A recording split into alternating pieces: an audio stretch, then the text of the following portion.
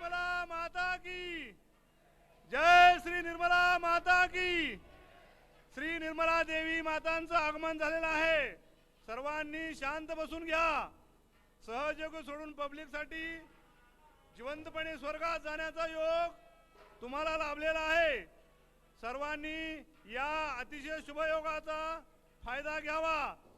सर्व सहयोगी बंधूंना व पब्लिकला आम्ही अतिशय शांततेची अपेक्षा करत आहे. श्री निर्मला मातांचं आगमन झालेलं आहे. बोलो विश्व निर्मल धर्म की. बोलो विश्व निर्मल धर्म की. श्री निर्मला माता की. श्री निर्मला माता की.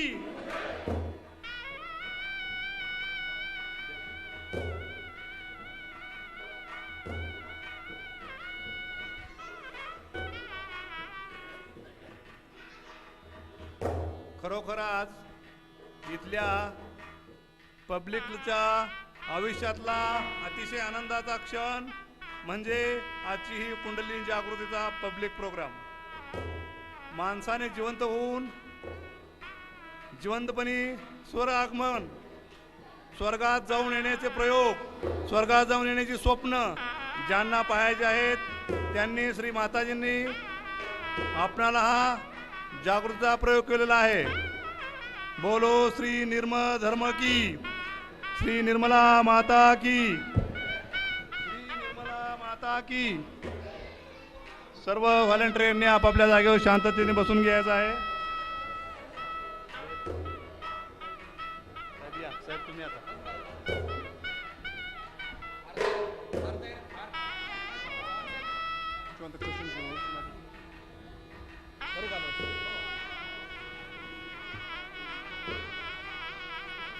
परमपूज्य श्री माताजींना श्रीरामपूर सहयोग मंडळातर्फे प्राध्यापक अशोक चव्हाण पुष्पहार आणि गुच्छ अर्पण करतील.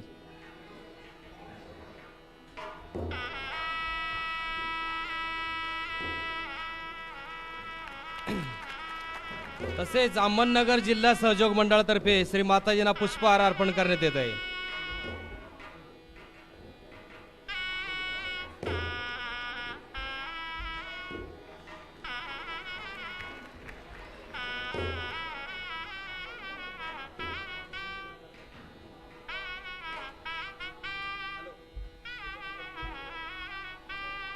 पुणे जिल्हा सहयोग मंडळातर्फे श्री माताजींना पुष्पहार अर्पण करण्यात येत आहे.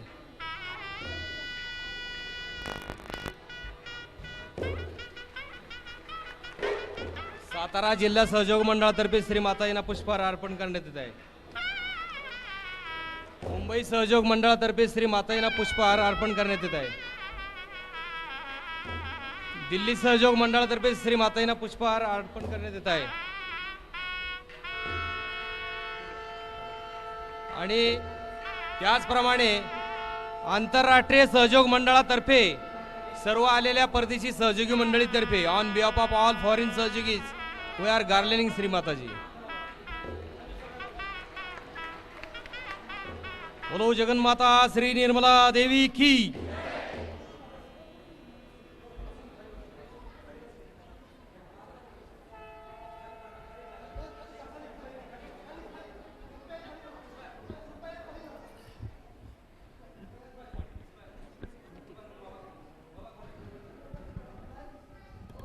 शांत होऊया.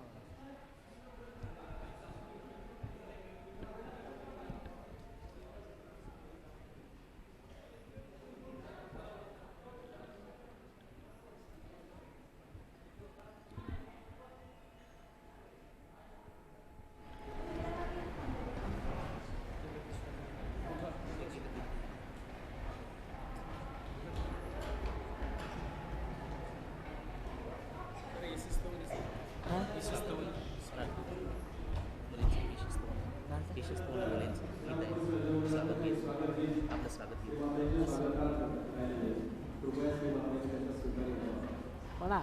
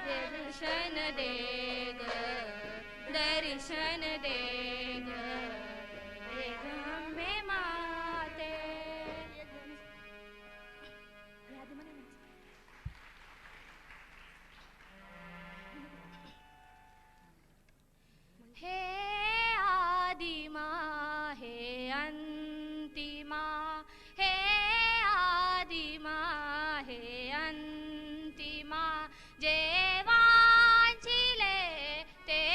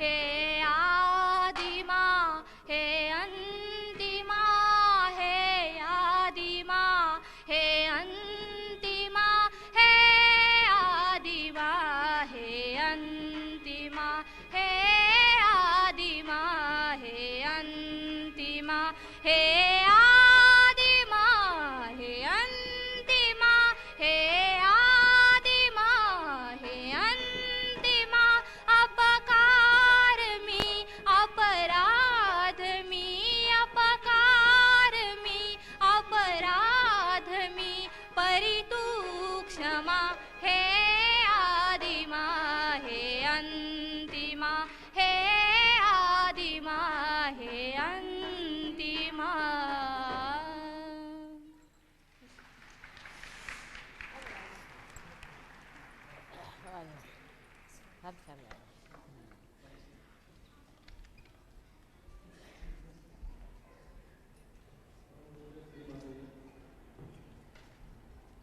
अहमदनगर जिल्ह्याच्या संतांच्या पवित्र अशा भूमीवर आपण पदस्पर्श केलात आणि ह्या भोळ्या भाबड्या साधक मंडळींचा आपण इथे कुंडली जागृतीने उद्धार करणार आहात.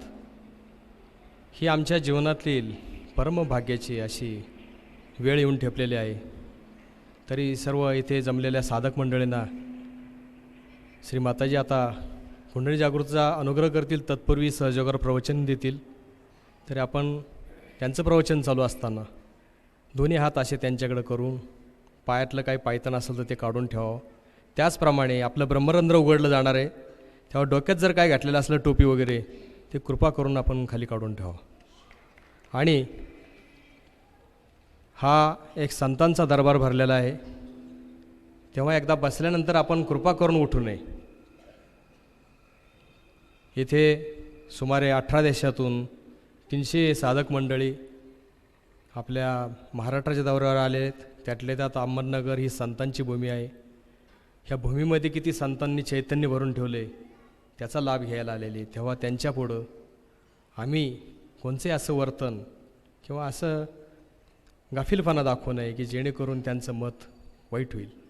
सगळ्यांनी शांत रीतीने बसावं. मुलं कोणची रडणारी असली तर त्या माताने कृपा करून आत्ताच बाजूला घेऊन बसावं. रडायला लागलेली मुलं असताना पटकन घेऊन जावं. दुसऱ्याला त्रास होईल असं करू नये. आणि दोन्ही हात असे व्यवस्थित ठेवावेत मांडी घालून. आणि श्री माताजी प्रवचन देत असतानाच हे तुम्हाला हळूहळू चैतन्य लहरीची जाणीव होईल आणि नंतर आत्मसाक्षात्काराचं कार्य होईल. तेव्हा आता माझं भाषण मी काही फार लांबू ठेवत नाही. श्री माताजी त्या आल्याबद्दल आईची काही आपण आभार मानू शकत नाही, परंतु आईच्या प्रेमाला आपण एकाच गोष्टीने उतराय होईल की जे ते हे चैतन्याची शक्ती आपल्याला देणार आहेत कुंडलीची, ही आपण जागृत झाल्यानंतर पुढेही शिकवली पाहिजे, वाढली पाहिजे आणि दुसऱ्याला दिली पाहिजे. इथे जागोजाग सेंटर आहेत, तिथं जाऊन चौकशी घेऊन पुस्तकं घेऊन ही माहिती घ्यावी आणि कुणीही हलू नये. एकदा बसल्यानंतर हलणे ही फार गोष्ट वाईट आहे. तेव्हा कृपा करून असं बसावं. आणि आता सगळ्यांच्या वतीने श्री मातांच्या चरणी मी अशी करेल की आई गंगे माते, तू अनेक जन्मांतराच्या आमच्या तपश्चर्यानंतर पुरुष सुकृतामुळं तू इथे आलीस, आम्हाला लाभलीस. तेव्हा हे परमेश्वराचं ज्ञान, अनुभूती आणि आत्मसाक्षराची प्रचिती तू आम्हास दे, अशी सर्वांच्या वतीने श्री मातांच्या चरणी नतमस्तक होऊन प्रार्थना करतो. जय श्री माताजी.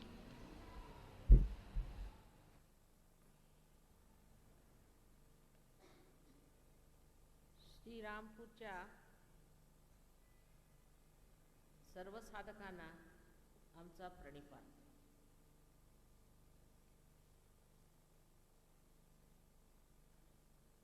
इतक्या सुंदर स्वागतपर गायनानंतर अगदी गहीवरून आलं. तसंच वडाळ्याला इतकी मंडळी एकत्र जमली होती आणि 2 क्षणात सगळेजण पार झाले. हे बघून असं वाटतं की ह्या महाराष्ट्र भूमीमध्ये इतकी शक्ती आहे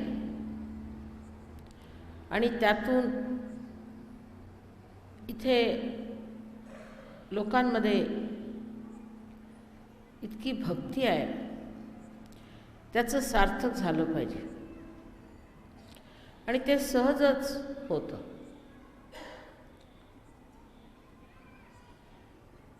आजकालच्या काळात देवाचं नावसुद्धा लोकांना ऐकावंसं वाटत नाही.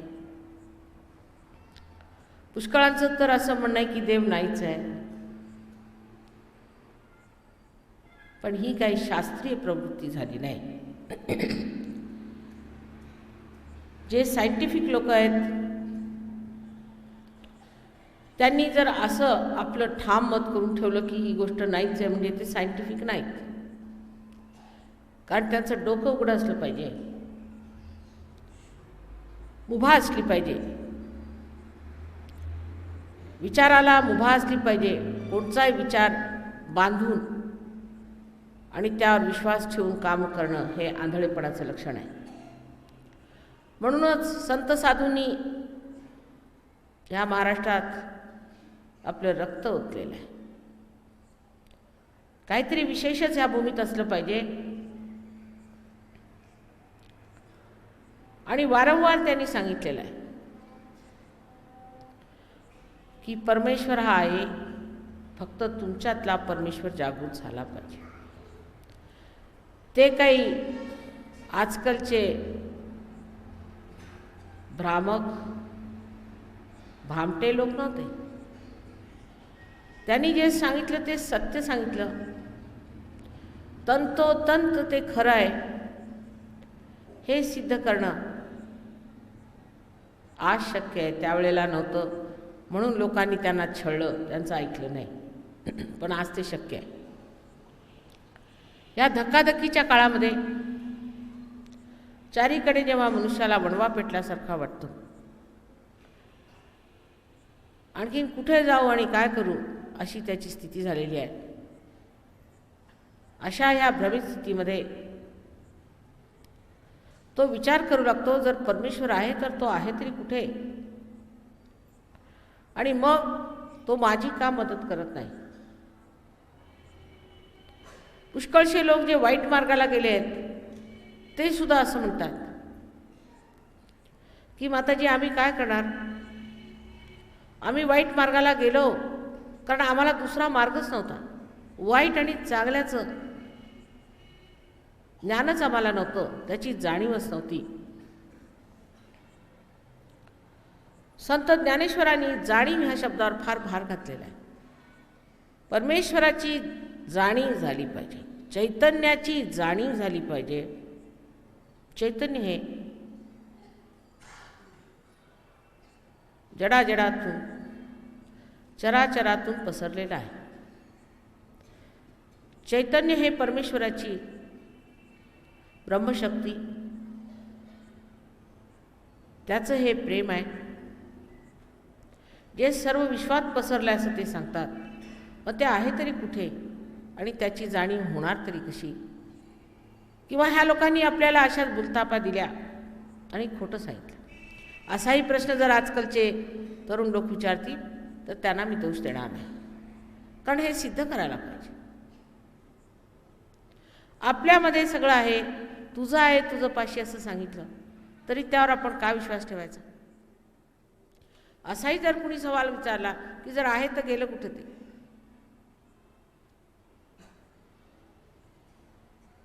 परमेश्वराने आपल्याला आज एका अमिबापासून मानव केले आणि आता पुढे काय?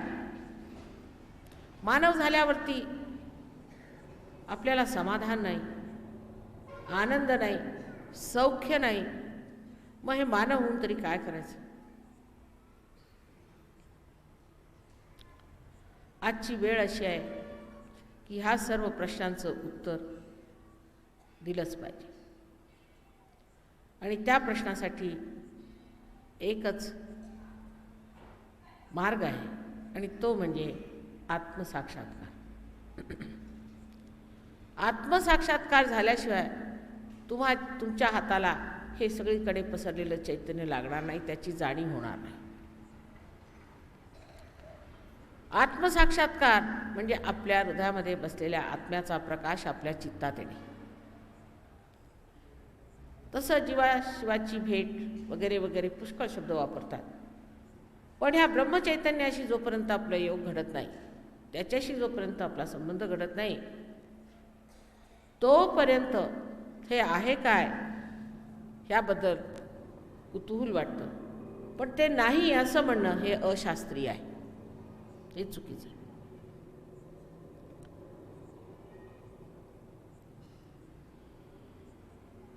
आपल्यामध्ये परमेश्वराने फार सुंदर रचना करून ठेवलेली आहे आणि ती रचना अनादी काळापासून ऋषीमुनींनी वापरली, पण 1-2 फुलंच झाडाला येत होते असं म्हटलं पाहिजे. तीच रचना आज सहयोगात आपण वापरून सामूहिक चेतनेचे कार्य करू शकतो. या इथे एक चित्र आहे, ते इतक्या दुरून तुम्हाला स्पष्ट दिसणार नाही. ह्याच्यामध्ये दाखवलेलं आहे की त्रिकोणाकार अस्थिमध्ये आपल्या 3.5 वेटोळे घालून एक कुंडलिनी नावाची शक्ती बसलेली आहे. 3.5 वेटोळे का असाही प्रश्न विचारला तर 3.5 एक गणित आहे त्याच्यामध्ये, आणि ते गणित नंतर कधीतरी मी समजावून सांगेन. तर 3.5 वेटोळे घालून बसलेली ही जी शक्ती आपल्यामध्ये आहे ती अजून जागृत झालेली नाही असं आम्ही म्हटलं समजा, तर ही एक धारणा आहे.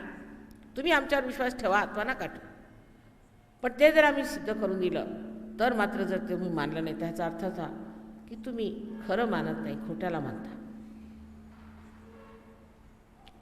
ही 3.5 वेटोळे घातलेली ही शक्ती आपल्यामध्ये प्रत्येकामध्ये निहित आहे, निद्रावस्थेत आहे असं 6व्या अध्यायामध्ये ज्ञानेश्वरीच्या लिहिलं आहे. पण नंतर लोकांचं येतं की 6वा अध्याय वाचायचंच नाही, म्हणजे ते कुणाला सांगताच येत नव्हतं, ते कोडं कुणाला उलगडत नव्हतं, तर 6व्या अध्याय वाचू नका, बाकीचं सगळं वाचत राहा. तर 6व्या अध्यायामध्ये स्पष्ट सांगितलेलं आहे की कुंडलिनी म्हणून शक्ती आपल्यामध्ये आहे आणि ती जागृत झाली म्हणजे आत्मसाक्षात्कार होतो. ही ज्ञानेशाची कमाल आहे, कारण ही गोष्ट श्रीकृष्णाने सुद्धा गीतेत सांगितली नव्हती अर्जुनाला की आत्मसाक्षात्कार कुंडलिनी जागृतीने होतो. ती उघडी करून त्यांनी सांगितली, कारण त्यांनाही लोकांनी प्रश्न केला असेल की श्रीकृष्ण म्हणतात गीतेमध्ये की तुम्ही ध्यानधारणा केली तर तुम्हाला आत्मसाक्षात्कार होईल, तर त्याला कोणची यंत्रणा आहे. म्हणून त्यांनी स्पष्ट उघडं करून सांगितलं की ह्याला कुंडलिनी जागरण होतं आणि कुंडलिनी नावाची शक्ती आहे. ही शक्ती 6 चक्रामधनं भेद करीत शेवटी इथे ब्रह्मरंध्रात येते. 7वं चक्र कुंडलिनीच्या खाली गणपतीचं चक्र आहे, जे कुंडलिनी ही गौरी आहे तिचं रक्षण करत असतं. आणि ही चक्रे आमच्या पाठीच्या कण्यामध्ये तसेच आपल्या मेंदूमध्ये सुद्धा आहेत. शेवटी सहस्त्रार म्हणून जी भाग आहे, ज्याला लिंबिक एरिया इंग्लिशमध्ये म्हणतात, त्या भागामध्ये तिचा प्रवेश होतो आणि ब्रह्मरंध्र इथून छेदल्यानंतर ती बाहेर निघाल्यावर ह्या चराचरात पसरलेल्या चैतन्याचा आपल्या हातामध्ये आभास येतो, जाणीव येते.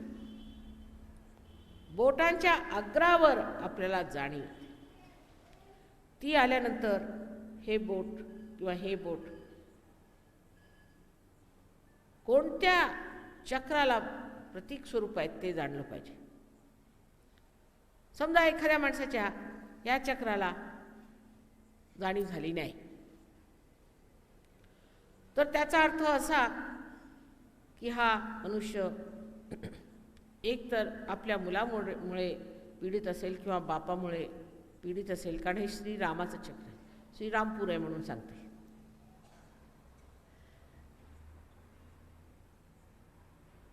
नंतर ज्याचं हे चक्र धरलं जाईल त्याला अस्थमाचा रोग होऊ शकतो, फुफ्फुसांमध्ये रोग येऊ शकतो, कारण हे चक्र फुफ्फुसांचं चलनवलन करते. अनेक त्याचे गुणधर्म आहेत, एका चक्राचे अनेक गुणधर्म आहेत. पण उदाहरणार्थ मी सांगितलं तुम्हाला, जसं स्वित्झर्लंडमध्ये एक मनुष्य मला म्हणायला की सगळे मला येऊन असं का विचारतात की तुझ्या वडिलांशी संबंध कसा आहे. माझा चांगला नाही आहे, पण हे असं का विचारतात सगळे, ह्यांना कसं कळलं.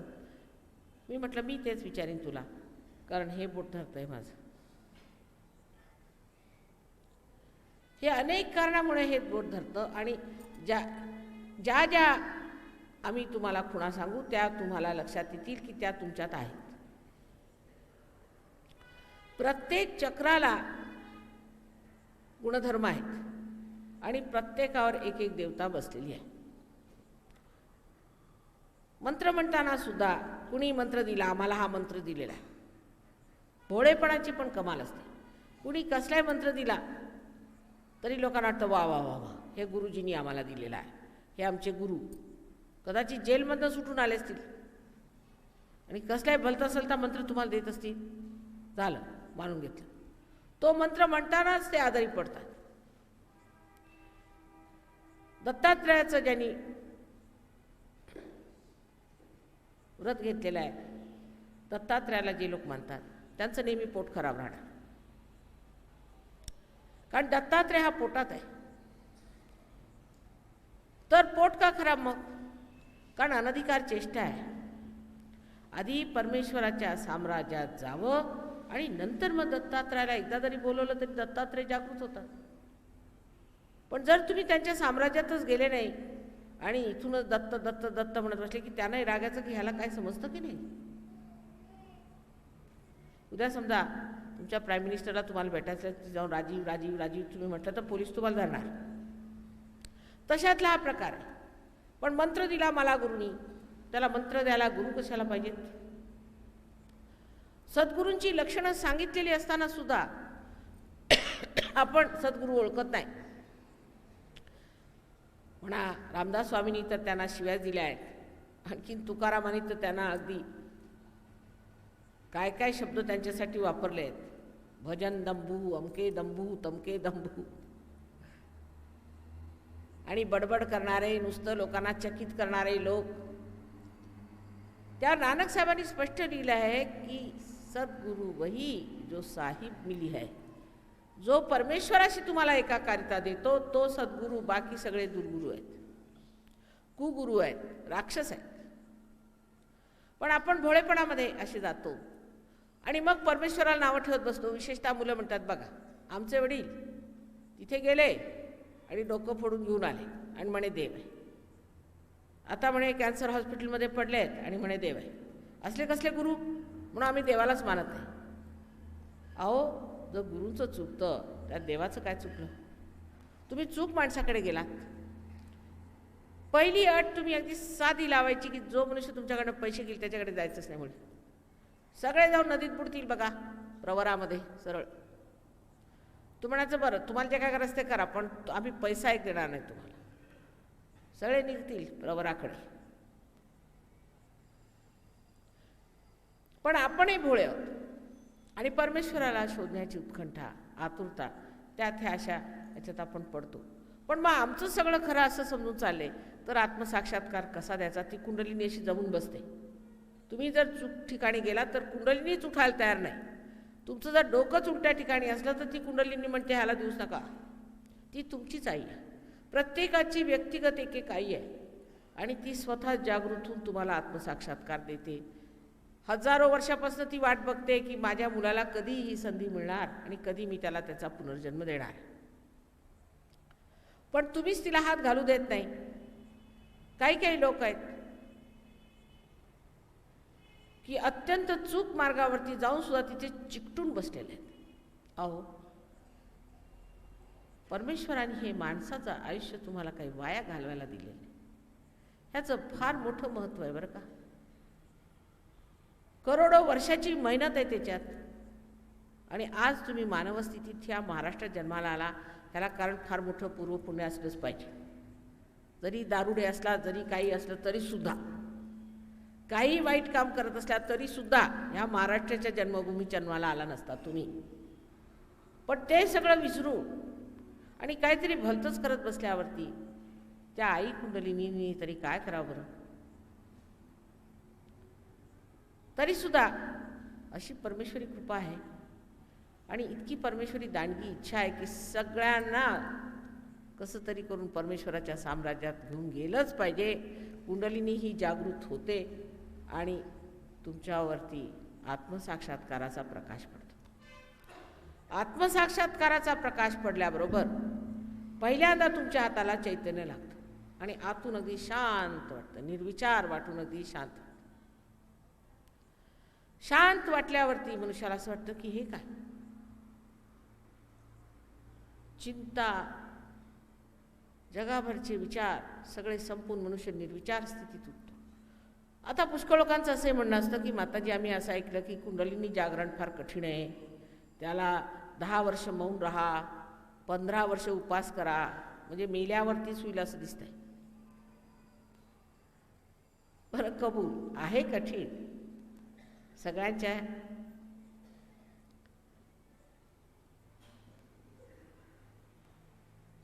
कार्यकिर्दीत होत नाही, सगळ्यांना जमत नाही, कबूल, जमणार नाही, सोपं काम नाही, कबूल.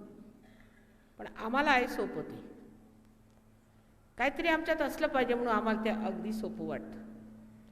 पण तुम्ही जर उद्या मला म्हणाल की माताजी एक बँकचा चेक लिहून द्या, तर मला ते फार कठीण काम वाटतं बा. मी कुणाला त्यासाठी तुम्ही लिहा, मला समजत नाही का आल्याचं ते, मी नुसती सही करायला तयार आहे, पण तुम्ही लिहा. आता एखाद्याला एखादं काम येतं, त्याला कोण काय करणार? ज्याला येत नाही ते कशाला ह्याच्यात हात घालतात उगीचच? ज्या माणसाला हे काम येत नाही, अनधिकार चेष्टा आहे, अशा माणसाने ह्याच्यात हात घालू नये, आणि घातल्यास त्याला जबरदस्त धक्का बसतो. आणि ज्या माणसावर ते प्रयोग करतात त्यालाही पुष्कळ त्रास होतो. ज्याचं त्याचं त्यांनी काम केलं पाहिजे. आणि कुंडलिनीच्या नावावरती पुष्कळ खडे जरी फोडलेत किंवा काही जरी म्हटलं तरी हे सगळं अद्यावत काहीतरी दिसतंय मला, असं जर असतं तर ज्ञानेशांनी 6व्या अध्यायामध्ये कुंडलिनीचं वर्णन केलं नसतं. पण त्याला जाणकार पाहिजे आणि एक सद्गुरू पाहिजे त्याला, ज्याच्या हृदयामध्ये प्रेमाशिवाय आणखीन काही नाही.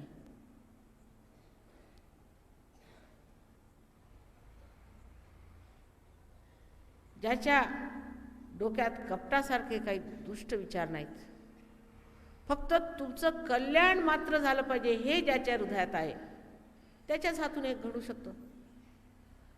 परमेश्वर सुद्धा त्यालाच देणार ना ही किमया. पण आश्चर्याची गोष्ट आहे की तुम्हाला उद्या पार केल्यावर तुम्ही दुसऱ्यांना पार करू शकता.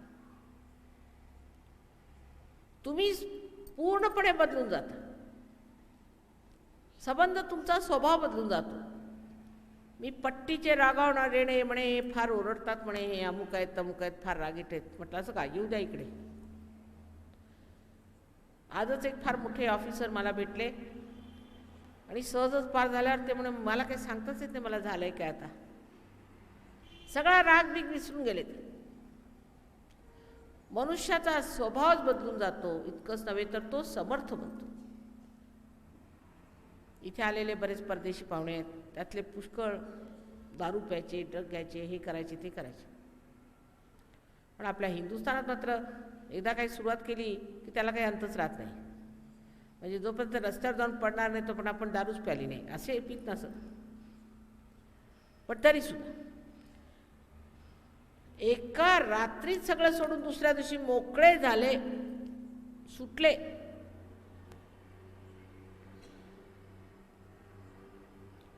कारण समर्थ होता, कुणाची गुलामगिरी करत नाही, सवयीची नाही, कोणत्या वाईट गोष्टीची नाही, काय नाही. समर्थ होऊन तुम्ही आपल्या शक्तीवर उभे राहता, कारण ही तुमची स्वतःची शक्तीच आहे.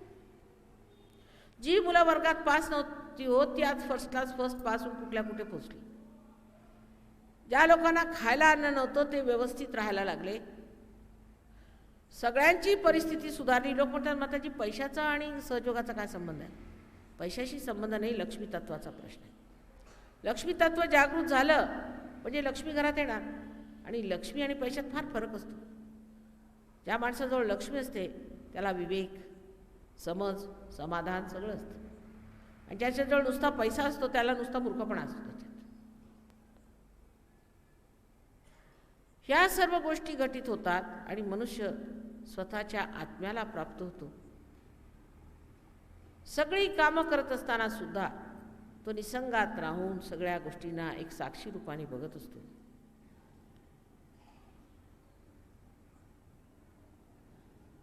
ही गोष्ट फार दूरची नाही आहे. रामदास स्वामींना विचारलं की कुंडलिनी जागृतीला किती वेळ लागतो. त्यांनी सुद्धा वेळ आली तर तत्क्षण शब्द त्यांनी वापरला. वेळ आली पाहिजे आणि आज वेळ आलेली आहे. म्हणूनच आपण सर्व इथे जमला आहात तेव्हा जागृती सगळ्यांनी करून घ्यायची. पण परवा एक पुस्तक वाचताना एक जोग महाराज म्हणून फार मोठे झाले, त्यांनी अमृतानुभवावर एक सुंदर टीका लिहिलेली आहे आणि त्यात त्यांनी मला अजमास दिला मानवांबद्दल की मानवांमध्ये चिदाभास म्हणजे प्रकाशित झालेल्या चित्ताचा आभास हा क्षणभंगूर प्रवृत्तीचा असतो. तो क्षणभर टिकतो, परत जातो, परत येतो, परत जातो. ह्यानी माझ्या डोक्यात एकदम प्रकाश पडला की म्हणूनच पार झाल्यावर सुद्धा लोक भडकू शकतात. कुंडलिनीचं जागृत करणं हे फार सोपं काम आहे.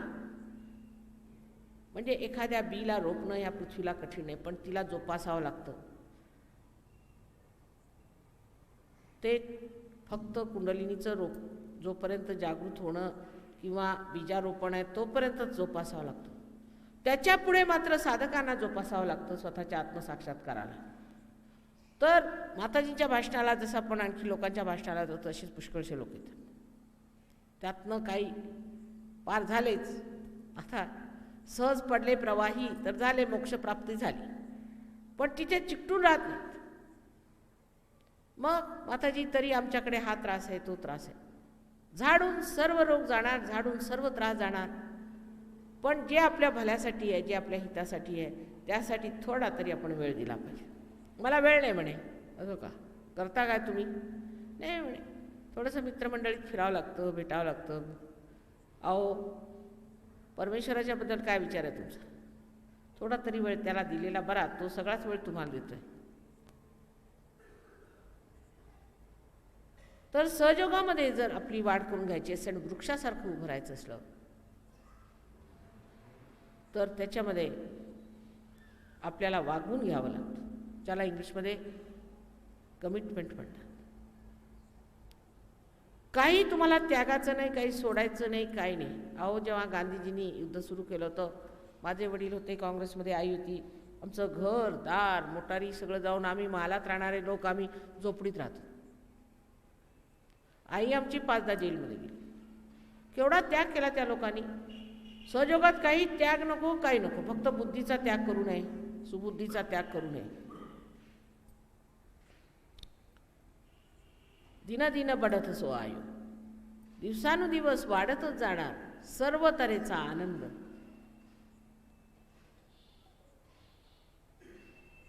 तेव्हा तो प्राप्त करावा आणि स्वतःला सार्थक करून घ्यावं. आजपर्यंत काही साध्य झालं नाही हे मानलं पाहिजे आणि नम्रत्वे व्रतनिश्चय हे मिळवलं पाहिजे. आणि हे मिळणार, हमखास मिळणार, ह्याबद्दल मला शंका वाटत नाही. आता आपण हा प्रयोग करूया. त्याच्या आधी आपल्याला काही प्रश्न असले तर विचारावेत, पण पुष्कळ वेळ घेऊ नयेत आणि उगीचच कसले तरी प्रश्न स्वतःचं अपुरं ज्ञान दाखवण्यासाठी विचारू नये. 2-4 पुस्तकं वाचली की लोकांना असं वाटतं की आपण काही प्रश्न विचारायचे चरपट पंजरीसारखे, तर पडत मूर्खासारखे प्रश्न विचारू नयेत, कारण इतर लोक उत्सुकतेने बसलेले आहेत पार होण्यासाठी. पण तसं काही आपल्या मनात शंका असेल तर कृपा करून विचारा.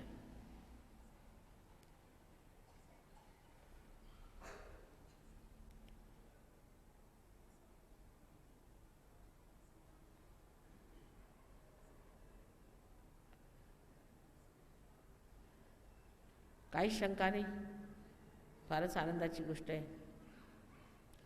फक्त एक विनंती आहे की सहयोगात पार झाल्यावर ज्या गोष्टी आपल्या वाढीला उपयुक्त नाहीत आणि त्रासदायक आहेत त्या सोडल्या पाहिजेत. कारण आमचे पूर्वज करत होते म्हणून आम्ही हे करतोय असं म्हणून चालणार नाही. डोळस श्रद्धा झाला पाहिजे. चैतन्यानेच तुम्ही जाणून घ्याल की हे ठीक आहे की नाही. कारण केवळ ते सत्य, ॲब्सोल्यूट ज्याला म्हणतात, ते तुमच्या हाती लागतं. म्हणून ती डोळस श्रद्धा ठेवायला पाहिजे. जे आम्ही अनादी काळापासून करत आलो तेच खरं आहे असं समजून जे वागतील त्यांनी मग त्याच मार्गावर जा. पण जिथे जे बदलायचं आहे ते बदलू आणि जे नाही बदलायचं, जे चांगलं आहे ते ठेवू, अशा एका अत्यंत नम्र भावनेने हे कार्य होण्यासारखं आहे. आता कोणाला प्रश्न नाही असं दिसतं.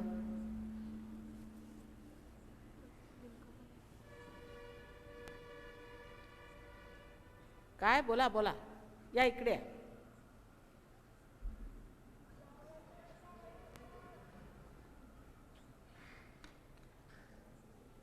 काय प्रश्न आहे?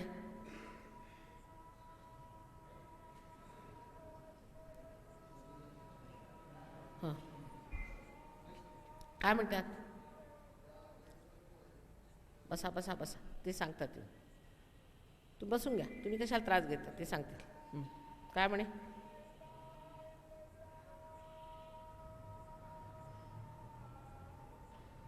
काय बेकार?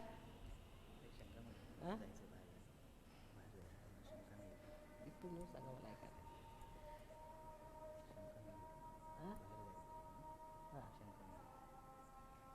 जाऊन या, जाऊन या. जर 2 मिनटं जाऊन यायचं असलं तर जाऊन यावं. ज्यांना बाहेर जाऊन यायचं असलं 2 मिनटं जाऊन यावं, काय हरकत नाही. जाऊन यावं. मी बसते, 2 मिनटं थांबते तुमच्यासाठी.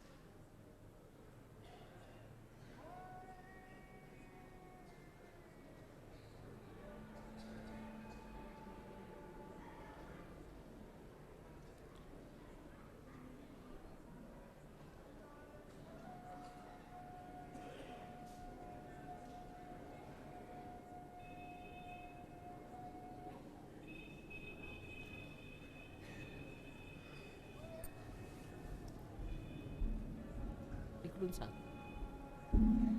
ह्याच्या समोर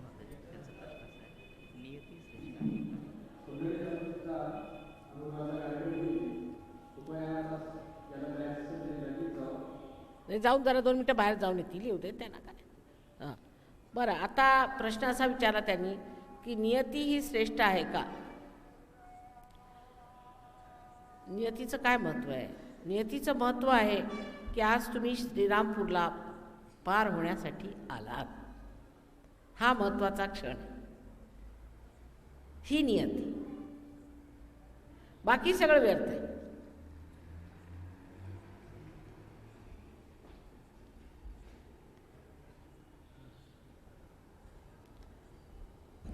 त्यांना म्हणा उभं राहू नका, बसायचं असलं तर बसा.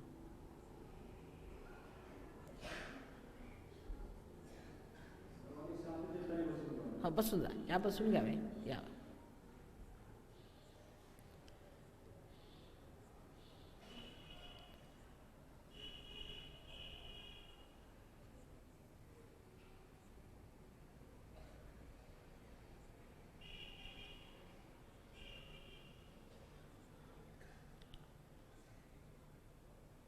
मी अगदी साध्या आणि सोप्या मराठी भाषेत आपल्याला समजावून सांगितलेलं आहे.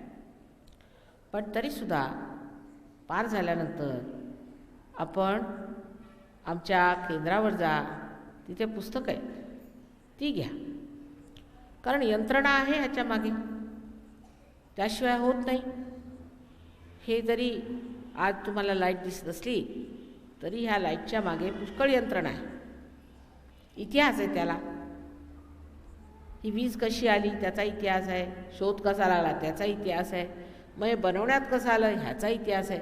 म्हणजे ही यंत्रणा जी मागची आहे ती आहे. पण जर आपल्याला प्रकाश करायचा असला तर आपण नुसता एक स्विच दाबतो आणि प्रकाश होतो.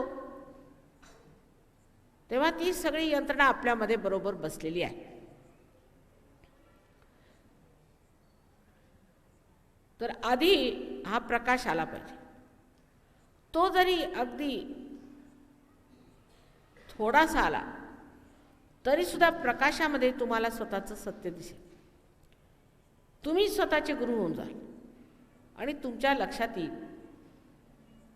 की काय ठीक आहे आणि काय वाईट आहे. म्हणजे समजा तुमच्या हातात एखादा साप असला आणि तुम्ही अंधारात उभे आहेत. कोणी सांगितलं अरे बाबा तुझ्या हातात साप आहे, सोडून टाक. दुसरा म्हणेल नाही माझ्या हातामध्ये दोरच आहे. पण जरा सुद्धा प्रकाश आला आणि त्यांनी पाहिलं की हा दोर वळवळतोय, लगेच सोडून टाकेल तो. तसंच आहे की ही जी शक्ती आहे, ही शक्ती बनवली गेली, ती कशी आपल्यामध्ये आली, तिची कशी आपल्यामध्ये यंत्रणा आहे, ती कशी जागृत होते वगैरे वगैरे, हे सगळं आहेच. पण हे सगळं जाणण्याच्या आधी तुम्ही स्वतःचा प्रकाश मिळवून घ्यावा.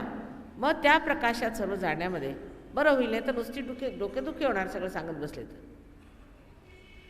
तेव्हा 6वा अध्याय जो तुम्हाला बंद केला होता तो संबंध उघडा केला असं समजायचं. फक्त जरा सगळ्यांनी टोप्या काढाव्यात म्हणजे बरं होईल. कारण ब्रह्मरंध्र उघडायचे थोडं मला, टोप्या काढाव्यात. मी आई आहे, आईसमोर काय आपण टोपी बिपी घालून बसत नाही.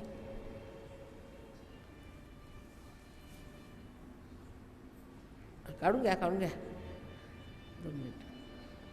थोडंसं ऐकलं पाहिजे आईचं. हां, मी काय तुमच्या टोप्या मागत नाही आहे. आणि प्रसन्न चित्त होऊन बसायचं. स्वतःबद्दल काही वाईट भावना ठेवायच्या नाहीत.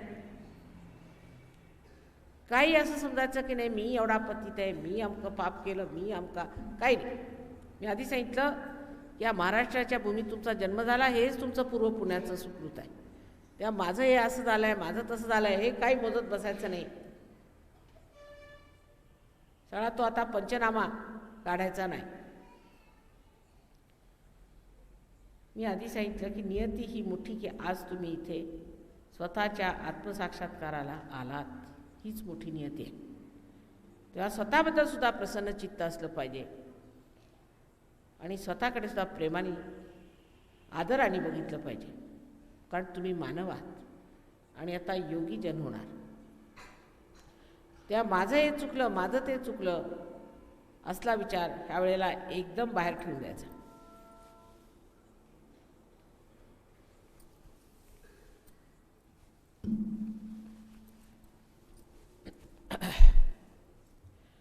आता दोन्ही हात आपण माझ्याकडे असे करून बसलेले आहात.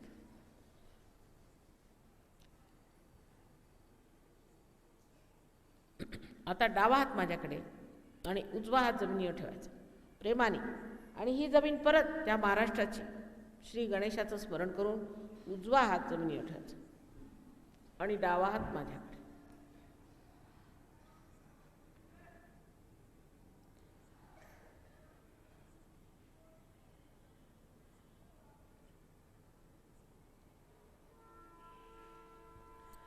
त्यानंतर आता उजवा हात माझ्याकडे करायचा आणि डावा हात असा वर आकाश तत्वाकडे.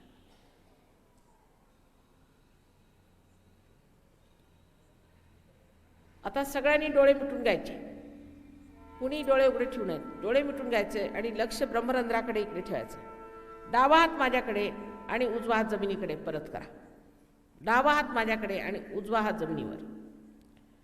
आता डावा हात म्हणजे तुमची इच्छाशक्ती आहे. तुमची इच्छा आहे की तुम्हाला आत्मसाक्षात्कार झाला पाहिजे. ही इच्छा तुम्ही प्रदर्शित करत आहात. डोळे मिटून घ्या, डोळे मिटून घ्यायचे.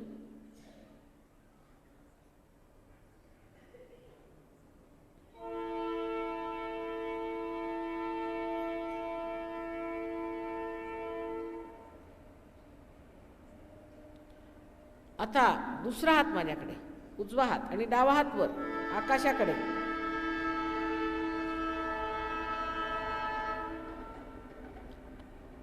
उजवा हात माझ्याकडे आणि डावा हात आकाशाकडे करून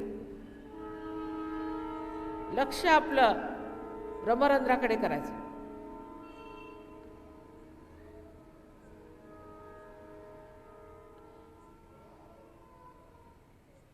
विचारांशी झगडायचं नाही, काही करायचं नाही. स्वस्थपणे आपोआप कुंडलिनी आपला मार्ग शोधून वर येते.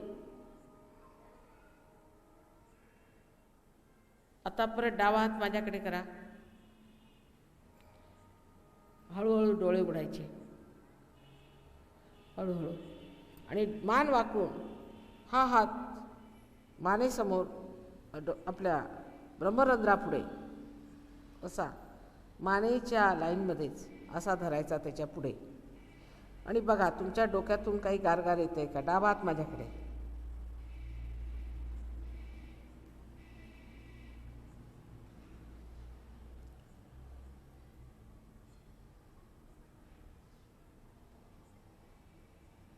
आता उजवा हात माझ्याकडे करा.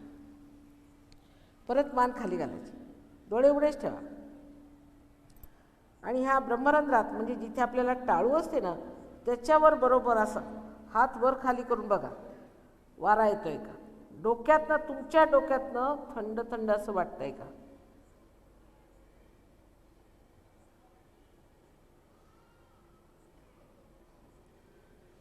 आता दोन्ही हात असे आकाशाकडे करायचे. मान मागे करून प्रश्न करायचा, श्री माताजी ही परमेश्वराची ब्रह्मशक्ती आहे का? ही त्याची चैतन्य शक्ती आहे का? हे परमेश्वराचं प्रेम आहे का? असा प्रश्न 3दा विचारायचा. मागे असा हात करून मान अशी मागे घालून 3दा प्रश्न विचारायचा. आता हात खाली करा. आता बघा हातामध्ये थंड थंड काही येत आहे का?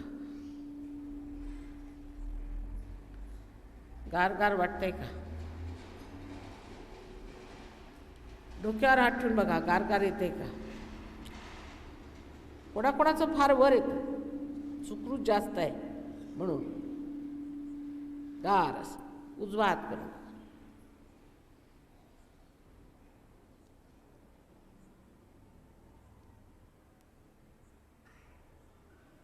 एक आणखी प्रश्न विचारा, माताजी तुम्ही आमची कुलस्वामिनी आहात का? असा प्रश्न विचारा. त्याचाही फार फरक पडतो. परत उजवा हात.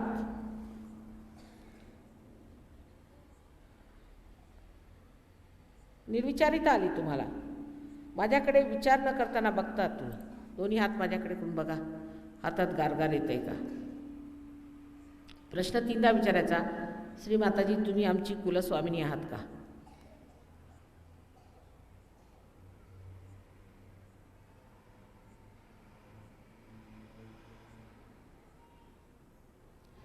हेच परमचैतन्य. आता हे आहे काय ते जाणलं पाहिजे. ज्या लोकांच्या दोन्ही हातात किंवा डोक्यात गार आलाय त्यांनी दोन्ही हात वर करायचे. संबंध श्रीरामपूरला नमस्कार असो माझा. संबंध श्रीरामपूर पार झालाय.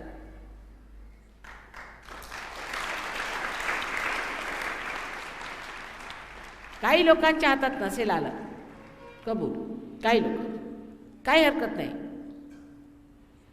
आपण अवश्य आमच्या सेंटरवर यावं, आणखी पार होऊन घ्यावं. आता स्वतःला बंधन कसं द्यायचं ते मी शिकवते. हे कवच असतं, देवीचं कवच आपण ऐकलं असेल ते शिकलं पाहिजे. म्हणजे आपली कुंडलिनी रोज तुम्ही जागृत करू शकता. कुठेही बाहेर जायच्या आधी, झोपायच्या आधी स्वतःला कवचात घालायचं. तर डावा हात माझ्याकडे. आता फोटो वगैरे घ्यायत ना, जे लोक पार झाले त्यांनी फोटोकडे हात ठेवायचा. उजवा हात इकडे ह्या बाजूला आणि असा आपला डोक्यावरून पूर्ण फिरवला म्हणजे 1, परत 2, परत 3, परत 4. सगळ्यांनी करून टाकायचं. 4, ज्यांना नाही झालं त्यांनी सुद्धा. नंतर 5, नंतर 6 आणि नंतर 7. म्हणजे 3.5 तुम्ही परत वर्तुळात गेले. 3.5. आता कुंडलिनी कशी जागृत स्वतःची करायची तुम्ही करू शकता, कारण ती पडणार मध्ये मध्ये. ते फार सोपं काम आहे. तुम्ही स्वतःची कुंडलिनी जागृत कशी करायची. डावा हात असा पुढे ठेवायचा, उजवा हात फिरवायचा त्याच्या चारीकडे आणि कुंडलिनी उचलायची. ह्या हाताकडे लक्ष असलं पाहिजे, डाव्या हाताकडे. हां, उचलायची अशी वर. उचलून अशी डोक्यावर येऊन डोकं असं मागे टाकून अशी त्याला एक जोरात गाठ बांधायची. परत सगळ्यांनी केलं पाहिजे, कृपा करून सगळ्यांनी करावं. ज्यांना नाही झालं त्यांनी सुद्धा करावं, फायदा होईल. बघा, परत या 3दा करायचं असतं. परत वरती अशी मान पुढे करून परत ती कुंडलिनी आपल्या डोक्यावर अशी बांधायची. परत एकदा करा कृपा करून. आता ह्या वेळा 3दा बांधायची, ती म्हणजे पूर्ण निर्गाठ होते त्याची. 1 2 आणि 3. आता बघा हातात किती जोरात येते. आलं ना? वाटतंय जोरात?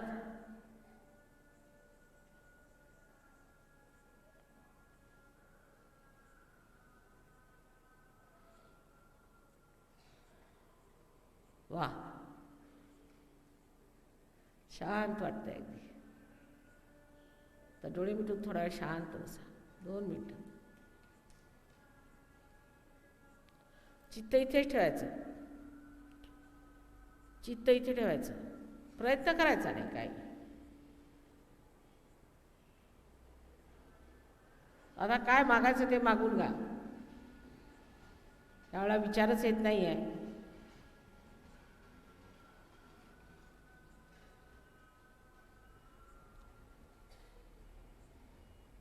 झाले सगळे योगीजन. श्रीरामपूरचं नाव सार्थक झालं.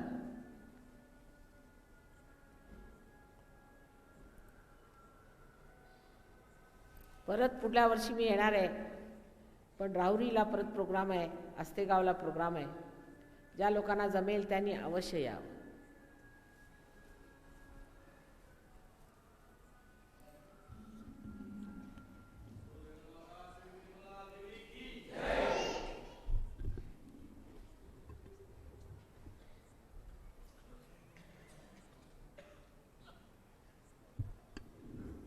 आपल्या महाराष्ट्रात दर्शनाचं फार वेड असतं. दर्शन हे झालं. देवळात आहेत देव बसलेले दर्शनासाठी. तिथे काय दर्शन आहे, इथे काय आत्मसाक्षात्कार. तुम्हाला तुमचंच दर्शन घडलेलं आहे, तेव्हा आम्हाला रीतसर दर्शन झालं नाही असा विचार ठेवायचा नाही. तसं वाटलं तर इथे येऊन आपण दर्शन घ्यावं आणि मग आम्ही आपला नमस्कार. आरामात यावं, आरामात समोर लावून घ्या.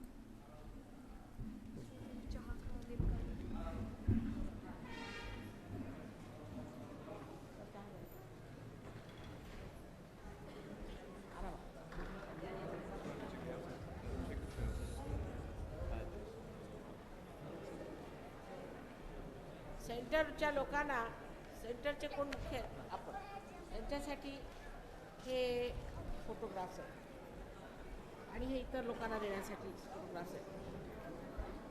आणि ह्याच्यामध्ये मुलांच्यासाठी बॅजेस आहेत.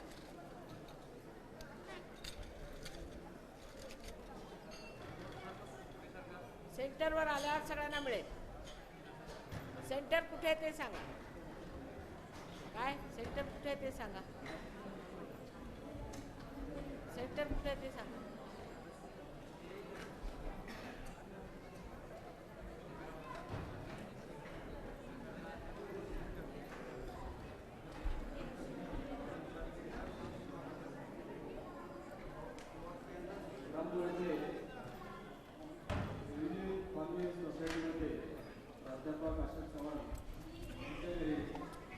जोरात जरा स्पष्ट सांगा.